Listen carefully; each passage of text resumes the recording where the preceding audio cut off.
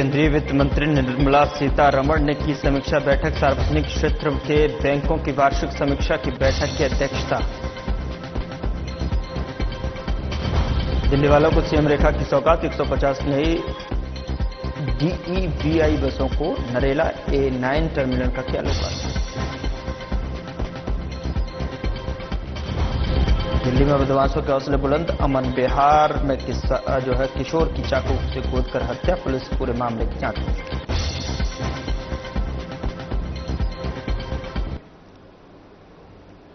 नमस्कार, मैं हूं आपके साथ गौरव राजेंद्र। बुलेटिन की शुरुआत करते हैं। दिल्ली की मुख्यमंत्री रेखा गुप्ता ने 150 नई DEVI बसों और नरेला A9 टर्मिनल का उद्घाटन किया। इस मौके पर उन्होंने कहा कि पिछली सरकारों ने भ्रष्टाचार और कमजोर नीतियों की वजह से दिल्ली को समस्याओं में डाला है, लेकिन उनकी सरकार एक एक करके इन कमियों को दूर कर रही है। उन्होंने जनता से सीधा संवाद कर सुधारों को लोगों को समर्पित करने की बात कही।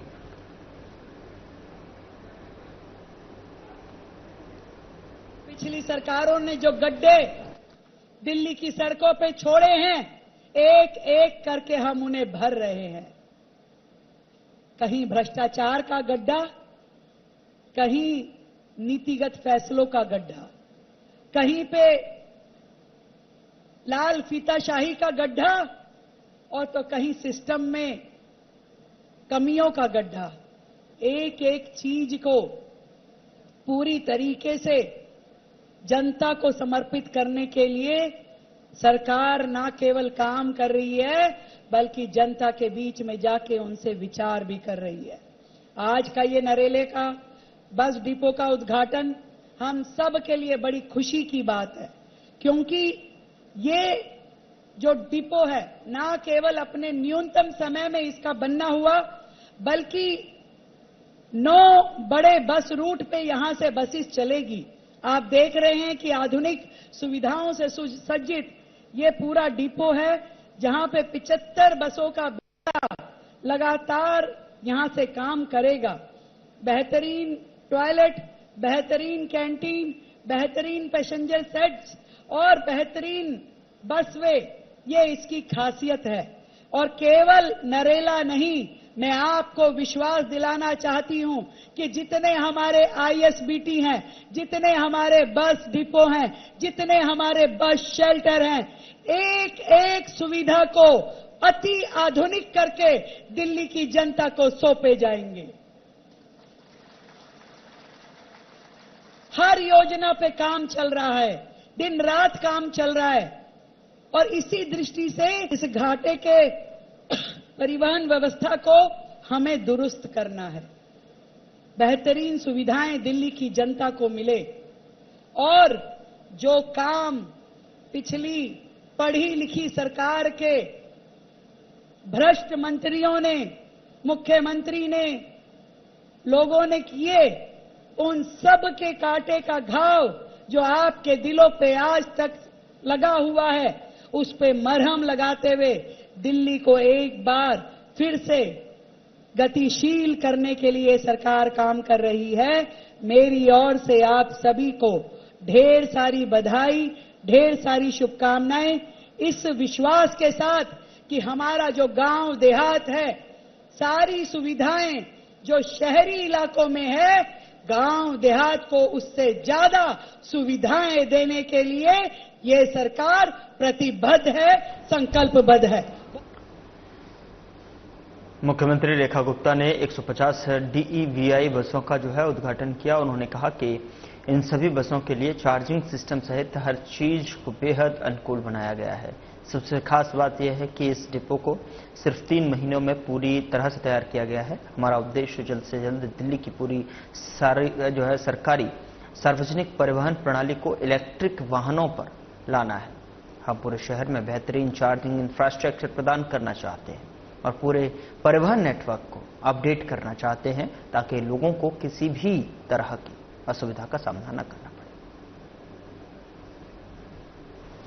और उसमें चार्जिंग सिस्टम भी इन सभी बसेस के लिए होंगे, और हर चीज, और इसकी खासियत ये है कि बहुत ही शॉर्ट टर्म में मात्र 3 महीने के टाइम में ये डिपो पूरा तैयार किया गया है।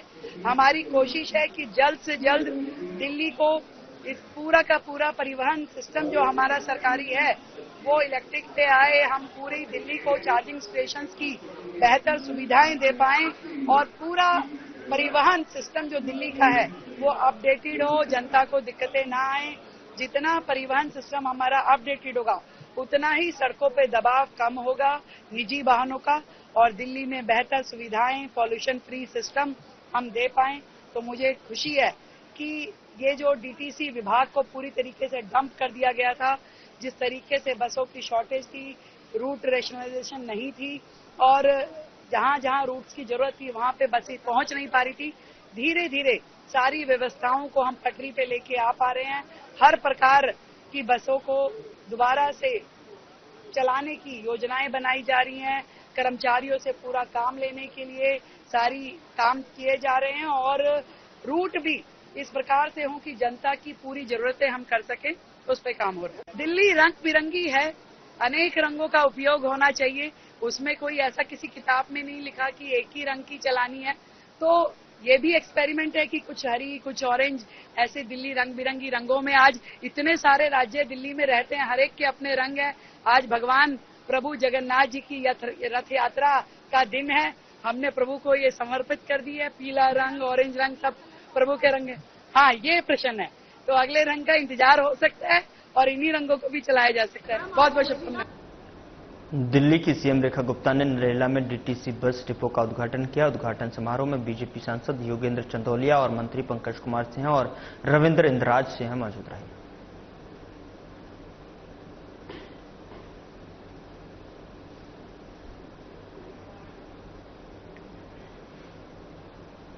दिल्ली नरेला में डीटीसी बस डिपो के उद्घाटन पर मंत्री पंकज कुमार सिंह ने कहा कि आज खुशी का दिन है। प्रधानमंत्री नरेंद्र मोदी के मार्गदर्शन और दिल्ली की सीएम रेखा गुप्ता के नेतृत्व में हम नरेला में 4000 वर्ग मीटर में बने बस टर्मिनल का उद्घाटन कर रहे हैं।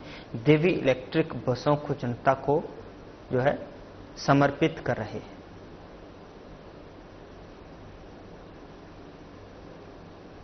के हमारे एमडी साहब, हमारी मैडम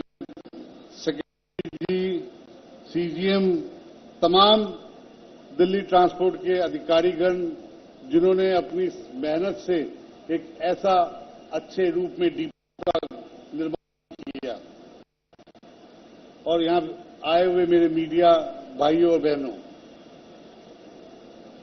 आज बेहद खुशी का दिल से हार्दिक स्वागत और अभिनंदन करता हूं। आज बेहद खुशी और गर्व का दिन है। आज हम अपने यशस्वी प्रधानमंत्री आदरणीय श्रीमान नरेंद्र मोदी जी के मार्गदर्शन में दिल्ली के माननीय मुख्यमंत्री श्रीमती रेखा गुप्ता जी के कुशल नेतृत्व में नरेला में 4000 वर्ग मीटर एरिया में बने इस हाईटेक डीटीसी बस टर्मिनल के उद्घाटन के साथ देवी इलेक्ट्रिक बसों का दिल्ली की जनता को समर्पित कर रहे हैं।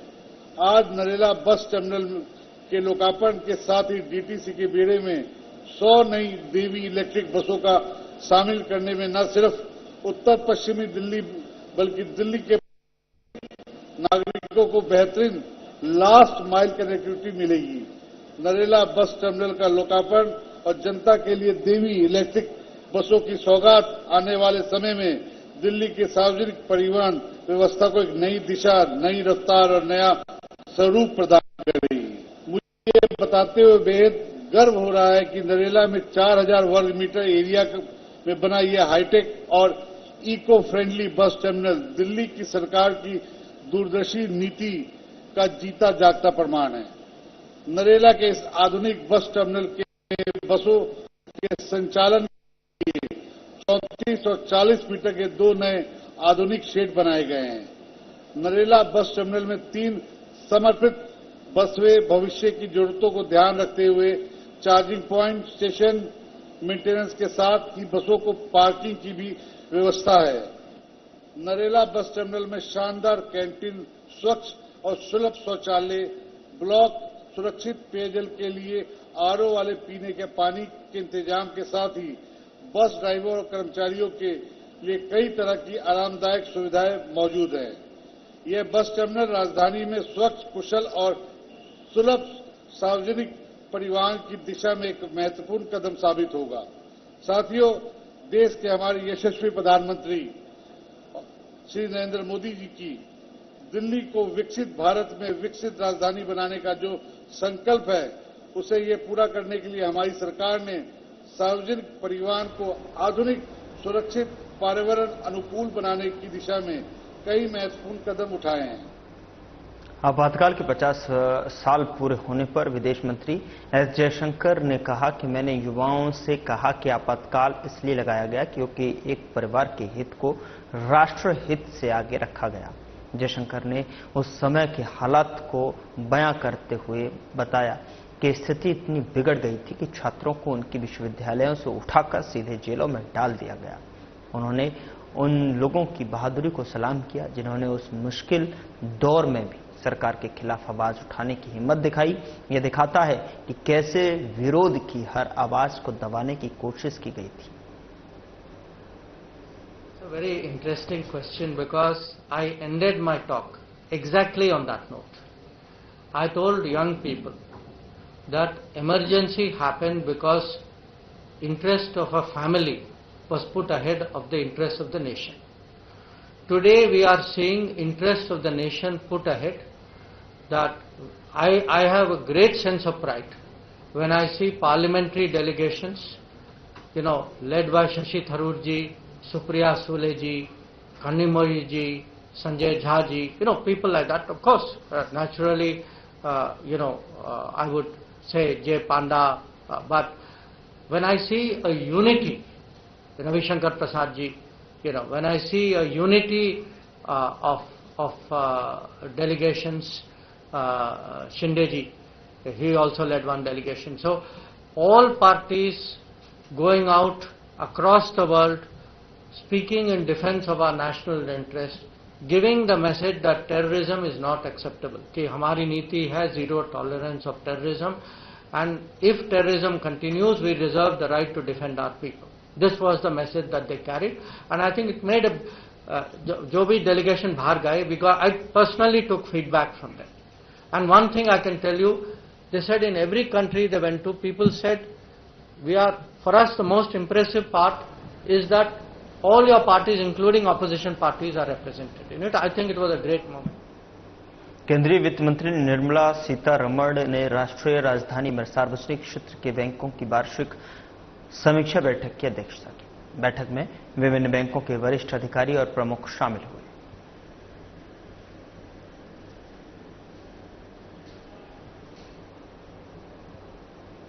बवाना की एक फैक्ट्री में आग लग गई। करीब 2 दर्जन दमकल गाड़ियां मौके पर पहुंची और आग पर काबू पाने की मशक्कत शुरू की।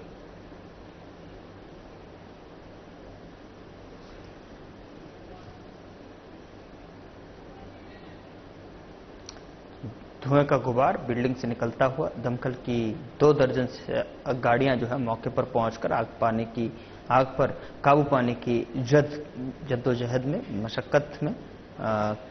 कड़ी मशक्कत के बाद में आग पर काबू पाया गया।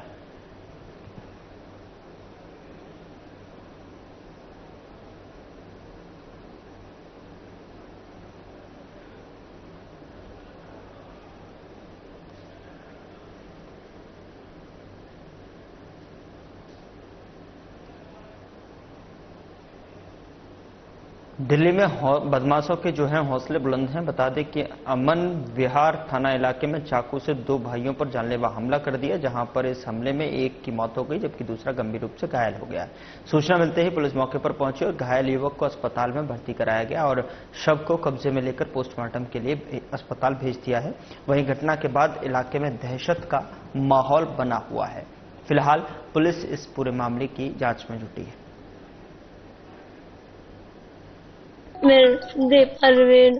मेरा पुष्पा है। आंटी जी, क्या घटना हुई आपको, कैसे क्या पता चला?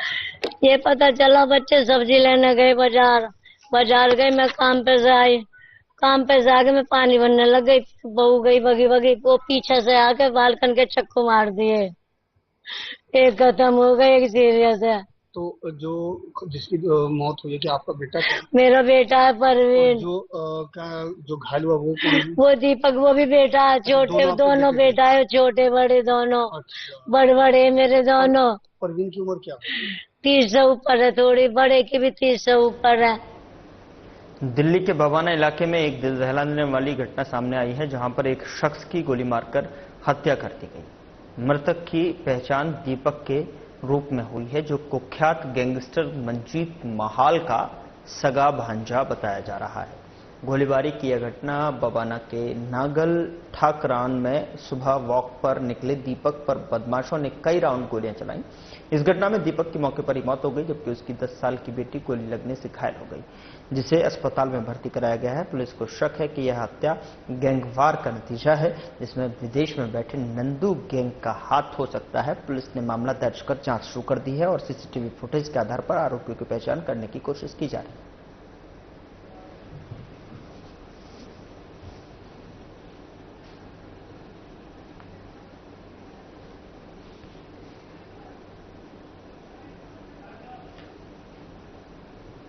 फिलहाल बुलेटिन में इतना ही। नमस्कार।